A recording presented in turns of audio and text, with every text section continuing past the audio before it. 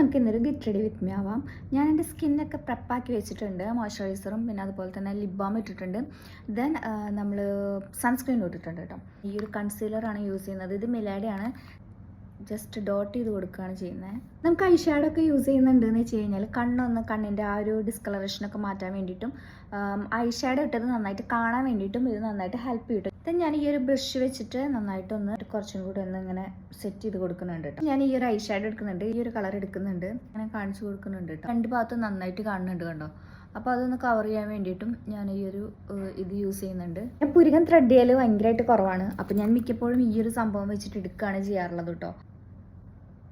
കുറച്ച് കട്ടിയുള്ള പുരുകമായ കാരണം കൊണ്ട് തന്നെ ഞാൻ പുരുകം ചെയ്യാറില്ല. ബ്ലാക്ക് ഇല്ലെങ്കിൽ ഈ ഒരു ഡാർക്ക് കളർ ബ്രൗൺ എടുത്തിട്ടാണെങ്കിലും ചെയ്യാം. ഞാനിപ്പോൾ ഈ ഒരു സംഭവം എടുക്കുന്നുണ്ട്. ജസ്റ്റ് ഒന്ന് ഷേപ്പ് ചെയ്ത് കൊടുക്കുന്നുണ്ട് കേട്ടോ. അതിവിടെ മാത്രം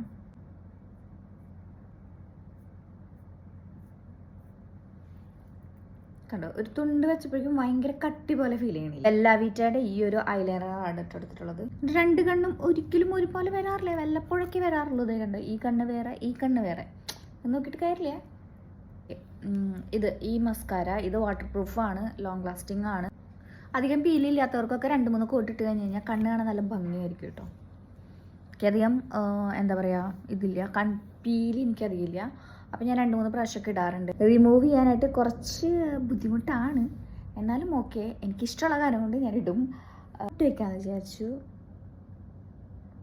ഇതിപ്പോൾ എല്ലാ വ്യവസ്ഥേൻ്റെ ഒരു ഷിമറി ആയിട്ടുള്ള ലിപ്സ്റ്റിക്കാണ് കേട്ടോ.